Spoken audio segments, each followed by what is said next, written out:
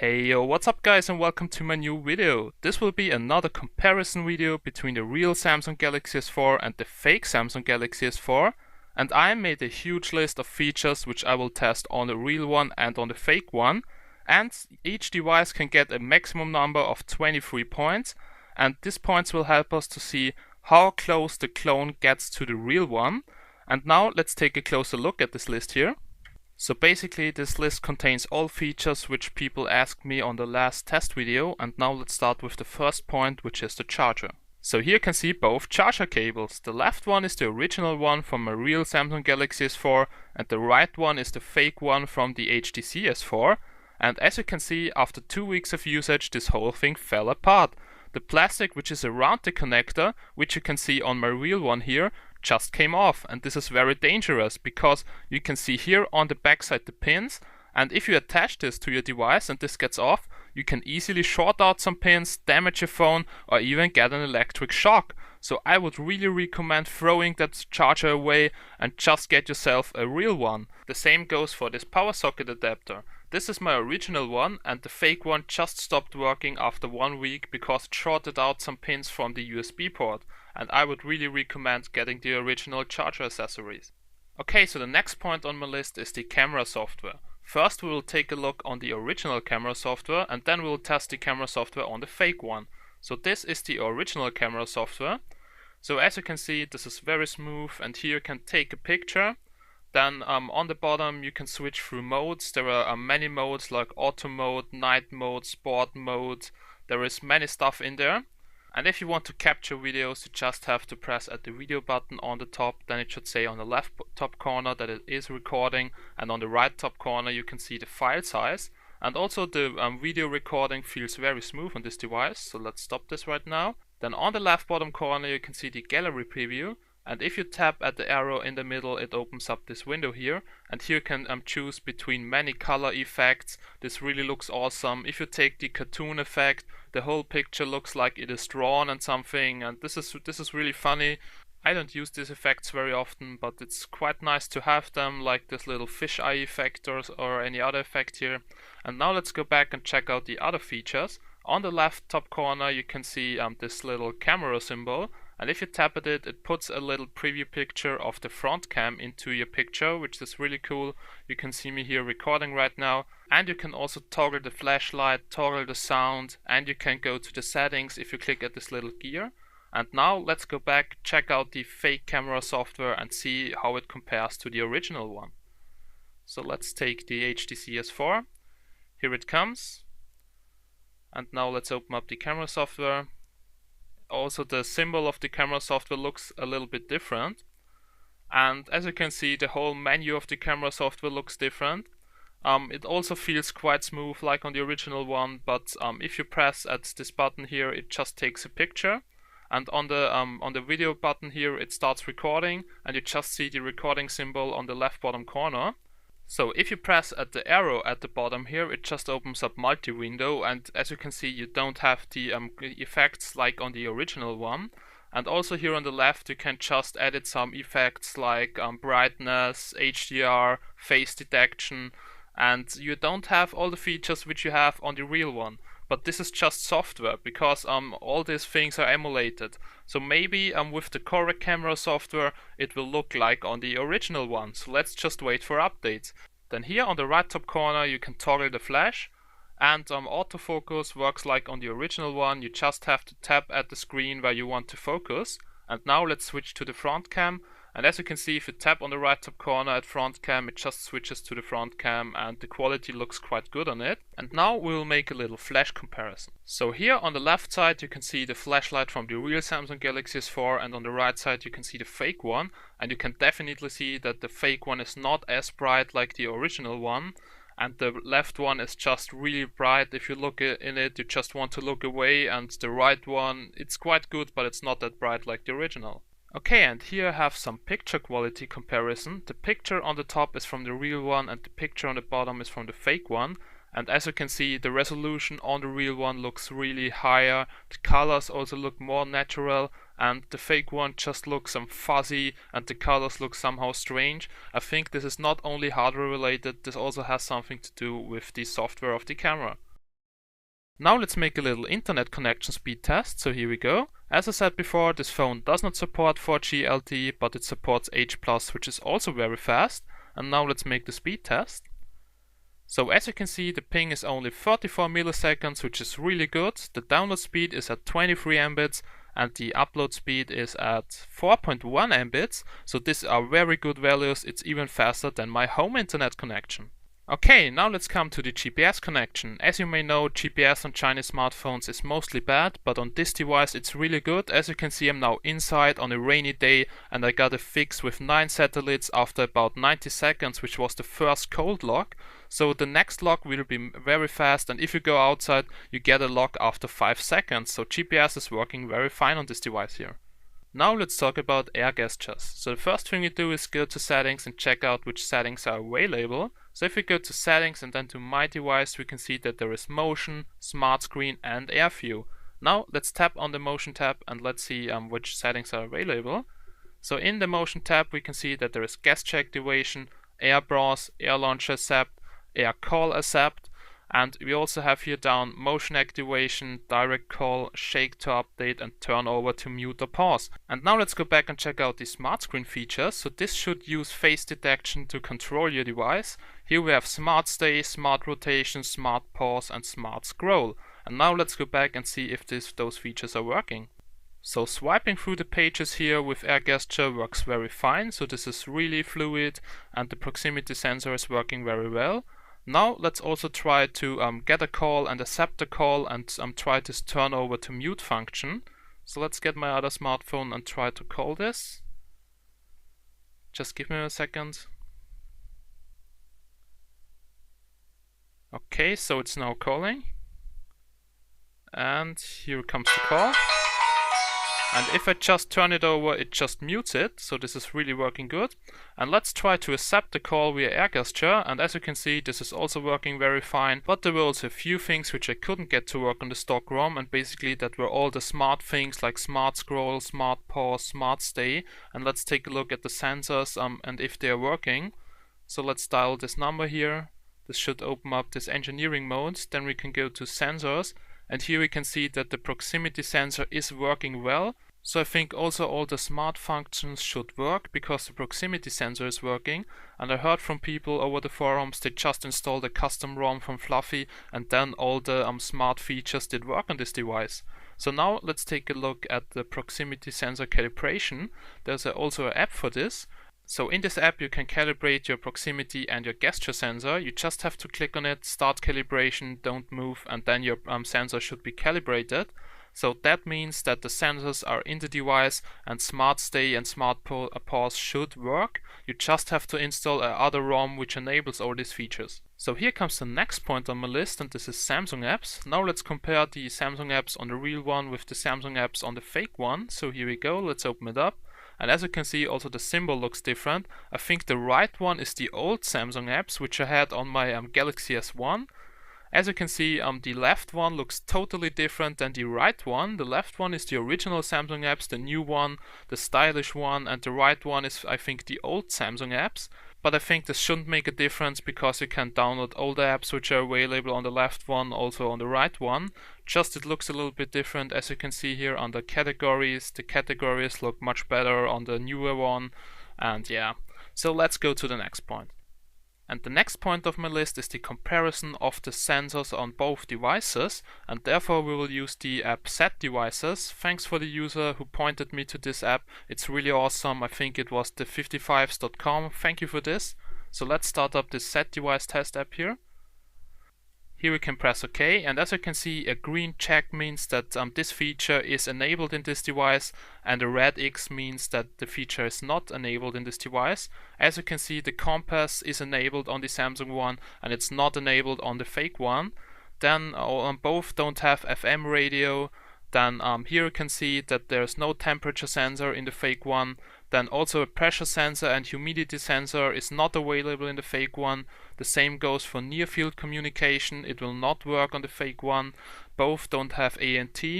But gyroscope is available on the real one but not available on the fake one. And the same also goes for the gravity sensor, linear acceleration, and also for the rotation vector.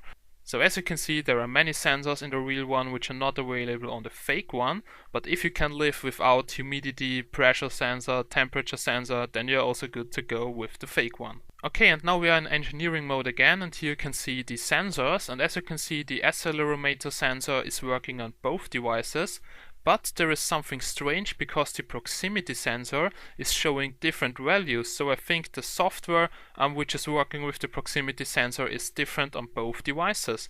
Also, we don't have a sea level pressure barometer sensor on the fake one, which is available on the left one. Here you can see that we are around 0.98 bars, and the altitude is 211 meters over the sea level, and as you can see on the right one, this is not available. Also funny about the light sensor on the real one shows 10 lux and the fake light sensor shows 30 lux. I think that there's something wrong with that. And you also don't have a gyroscope sensor or a magnetic sensor on the fake one, and that is why the compass is not working. Also, I can't see the gesture sensor, which is on the left one, and also the temperature sensor is not available on the fake one. Then people also ask me about messages and calls. So receiving and sending messages just works like the original one. Typing just feels smooth, and you can also install different keyboards, and I never had any problems by receiving or sending messages. And regarding the call time, it is about 4 hours, but you can extend it if you use the original battery. And also here the dial pad, everything looks like on the original one. And if you call somebody, you have the same options like speaker, Bluetooth, mute, dial pad, add a caller, and end the call. Okay, so the next point is near field communication. So let's check out the settings on the fake one and see if it's available. So in the settings, it should say yes, it's available. You can activate near field communication, you can activate S-beam, and you can search for nearby devices. As you can see, it says no devices found, and I also couldn't manage it to get it to work with my real Samsung Galaxy S4, so I just think it's not available, and this is also what set devices say. But sharing data via Wi-Fi just works fine on both devices. Also, some people ask me about wireless charging, and wireless charging does not work on the fake, only if you do a hardware mod which requires soldering skills. And here also something about the weather app. Some people said that their weather app is stuck in China or something, but all you have to do is just edit your home city in the weather app. You just have to tap it and then add your home city. So this is working very fine. Just tap it, then go to city and then choose your home city, and then it will take the correct temperature, weather, and all the other stuff. Now let's come to routing and custom ROMs. So many people ask me about routing and custom ROMs and if they can install ROMs from the real Samsung Galaxy S4. And here you can see that it comes pre-rooted, so this is the stock ROM and it comes with Super User installed, so you get the phone pre-rooted. And it's also possible to install custom ROMs, because if you go to settings and then to more and about device, you can see that it's just running a full Android version of 4.2.1. But what you can't do is install custom ROMs from the real Samsung Galaxy S4 because it uses different hardware. Now let's come to the display comparison. I installed the same app on both devices, which is the display tester, and this is a really good app to test your display. And on the left one there's the real one, the real Samsung Galaxy S4, on the right one you have the fake one. And as you can see, the display resolution on the real one is full HD and on the fake one it's only 720p, but this is quite okay. The color depth is on both the same. And you can see that the display density on the fake one is extra high and on the real one it's extra high. That means that you have more dots per inch on the real one and less dots per inch on the fake one, 480 on the real one and 320 on the fake one. That is because the display size is the same but the resolution is different. Now let's check out the colors of the display. For this we go to display quality and open up the color manager. So it must be somewhere here. Okay, it's the gradient image generator, so let's open this up on both devices. And as you can see, there is exactly the same color, but on the right one it looks a little bit brighter, but the color saturation on the real one I think looks more natural and it looks just better. It is not that bright like on the fake one, but the saturation is a little bit better. Okay, and now we come to the performance benchmark. For this I installed the Antutu benchmarking tool, exactly the same version on both devices, and I started the benchmarking progress at the same time. So on the right one you can see the real one, on the left one you can see the fake one, and as you can see the real one is a little bit faster in the benchmark, and now let's just wait until the benchmark finishes.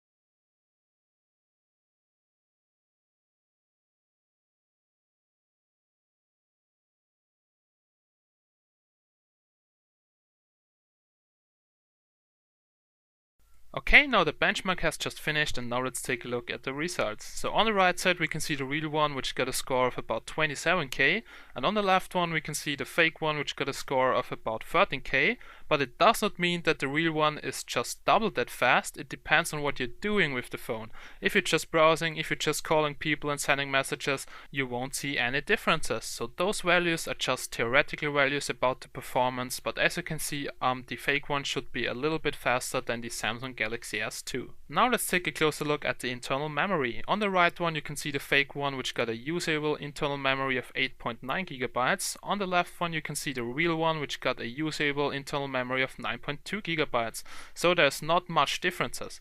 But you can also use SD cards also on the fake one and also on the real one, and the real one supports SD cards up to 64 GB, and I think the fake one just only supports SD cards up to 32 GB. Now let's take a look at the Android version. As you can see, it's running Android version 4.2.1. This is the latest version for this device at this time, but I'm pretty sure that it will get updated to 4.3 in the next time. And now let's come to the last point, which is the battery. On the left side you can see the real Samsung Galaxy S4 battery, and on the right side you can see the fake Samsung Galaxy S4 battery. As you can see, the fake battery is a little bit thinner than the real one. I think that is because the capacity on the fake one is not that high like on the original one. And now let's test if the original battery fits into the fake Samsung Galaxy S4. So here we go, let's take out the fake battery and insert the real one. And as you also may see in the video, it's now a little bit thicker and it stands out, I think, 1 mm. So let's try if the cover still fits on this device here. It also feels now a little bit heavier. That is because the battery is heavier than the fake one. And now let's try to turn it on and see if it works. So here we go. Okay, as you can see, it's turning on and no smoke is coming out of the phone. So let's see if it also boots into Android without any problems. Samsung boot screen.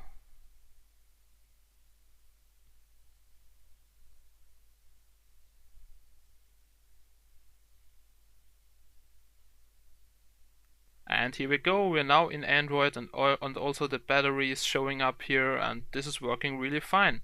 So we're now at the end of my testing video, and here comes my conclusion. As you can see, I made a little table with the tests I've made, and here I have real versus fake. And the green plus stands for it's okay, it's good. And the yellow wave just stands for okay, it's okay, it could be better, maybe a software related issue or a hardware related issue. And red just stands for it's not good. Okay, regarding the charger and the battery, on the fake one, the charger was broken for me, but I heard from people that their charger is just working fine. But I would really recommend, if it breaks down, just throw it away and get the original one. That is why I didn't give a-, because I can use the original charger and the original battery. Then regarding the camera software, on the fake one the camera is really not good because the pictures look fuzzy, the resolution is not good, and you don't have the effects. Then 4G and LTE is not supported on the fake one, so you only have H+, but this is quite fast with 25 Mbits, but I only give a- because I want LTE on my device, because I pay for LTE, and I can only use this on my real one. Okay, then we have GPS performance. GPS is working quite good on both devices, so you get a lock on the fake one in 5 or 10 seconds. This is really good. Air gestures, smart stay, smart pause, smart scroll only work good if you install a custom ROM from Fluffy which enables smart stay and smart pause, and all the other air gestures which I've shown in the video will work. Then we have S-Beam and near-field communication. This is not supported on the device for now. Then we have Samsung apps. On the fake one there are old Samsung apps, and on the new one you have the newest Samsung apps. That is why I just gave the yellow wave here.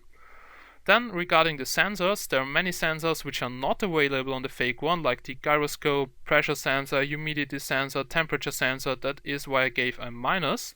Weather app is working on both. Then we have nearby devices. The LNA does not work because near-field communication does not work. Only thing that works is sharing data over Wi-Fi.